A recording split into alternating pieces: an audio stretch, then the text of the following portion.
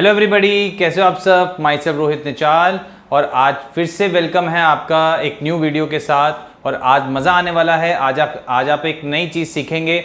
और जो ये चीज़ मैं आपको सिखाने जा रहा हूँ, ये मैं 8th स्टैंडर्ड के स्टूडेंट्स को बोलता हूँ कि बेटा आप 8th स्टैंडर्ड से इसको सीखना स्टार्ट कर दो, क्योंकि 8th में थोड़ा बहुत जो है इसका लॉजिक लगता है, 9th में बहुत काम आता है, 10th में तो और ही ज़्यादा काम आता है। और ये केमिस्ट्री का एक बहुत अच्छा टॉपिक जो है कवर करता है। तो बहुत दिन से वेट हो रही थी। तो जिस तरीके से जब पेपर में या एग्ज़ाम में जो भी क्वेश्चन आता है, तो आपके माइंड पे उसी टाइम उस क्वेश्चन का सॉल्यूशन होना चाहिए। क्लिक, आ गई है केमिस्ट्री की एक नई ट्रिक। ठीक है, तो शुरुआत करते हैं एक नई ट्रिक जो केमिस्ट्री के लिए मैंने बनाई है। तो चलिए 1 2 3 let's go. So hello everybody, ये है रिएक्टिविटी सीरीज ऑफ मेटल्स, जिसके बारे में बात कर रहा था कि इसको आप एक ट्रिक से भी याद कर सकते हैं। और बहुत अच्छी ट्रिक है जिससे आपको ये पूरा जो है याद हो जाएगा। 8th क्लास में आपको मेटल्स नॉन मेटल्स में इसका यूज़ करना होगा। इसी तरीके से 9th क्लास और 10th क्लास में इसका बहुत यूज़ होगा।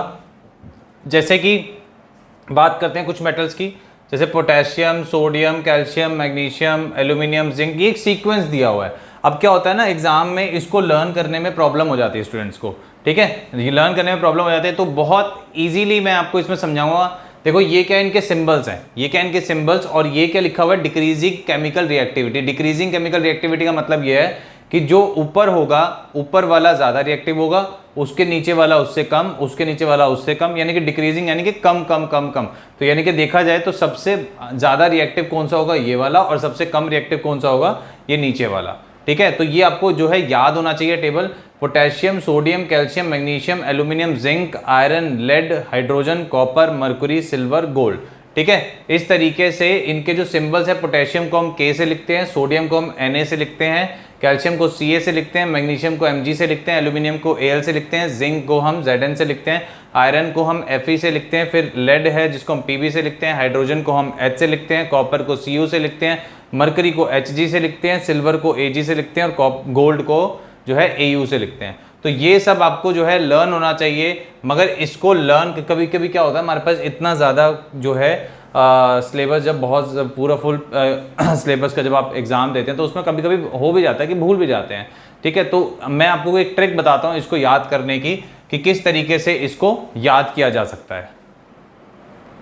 अब ये ट्रिक कैसे है, मतलब जो मैं सिखाने जा रहा हूँ ये करनी कैसे है। देखो कभी कभी क्या होता है ना कि कोई आपके पास देखा होगा आपने अपनी लाइफ में, बहुत सारे लोग देखे होंगे जो हमेशा अपनी चलाते हैं, वो किसी की नहीं सुनते, कुछ भी कर लो वो किसी की नहीं सुनते।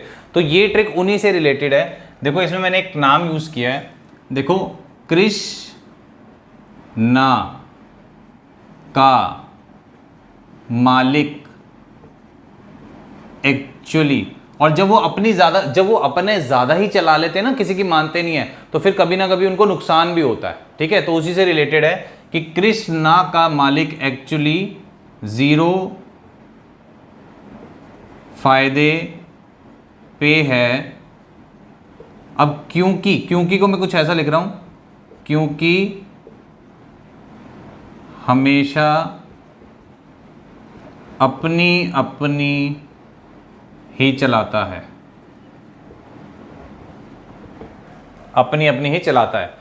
तो कृष्णा का मालिक एक्चुअली 0 फायदे पे है, क्योंकि हमेशा अपनी ही चलाता है। होते हैं ना कुछ जो मतलब सिर्फ अपनी ही चलाते हैं और किसी की सुनते नहीं है, तो उनको बाद में लॉस भी होता है। तो यही है, देखो कृष्णा का अगर के देखें तो यहां से आपको ये समझ में आ रहा है, फिर ना ये का, ये मालिक में M से मैग्नीशियम हुआ, एक्चुअली में A से एल्यूमिनियम हुआ, 0 में जो पहला वाला Z है उससे जिंक हुआ, फायदे में जो F है उससे आयरन हुआ, पे में जो P है उससे आपका लेड हो गया, है में जो H है उससे हाइड्रोजन हो गया, इस वाले C से कॉपर हो गया, H से मरकुरी हो गया, पहले वाला जो अब ये अपनी वाला आपने A लिखा हुआ है इससे जो है ये सिल्वर हो गया, और फिर इस वाले से ये गोल्ड हो गया।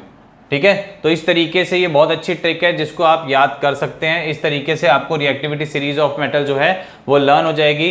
तो कैसी लगी आपको ये ट्रिक में जो मैंने बनाई थी, प्लीज़ इसको लाइक करें, शेयर करें, ज़्यादा से ज़्यादा सब्सक्राइब करें, और कमेंट सेक्शन में ज़रूर बताएं कि किस तरीके की कैसे लगी आपको ट्रिक, अच्छी लगी या कैसी लगी, जो भी है आप इस ज़रूर मेरे से अपने जो है व्यूज़ को शेयर करिएगा।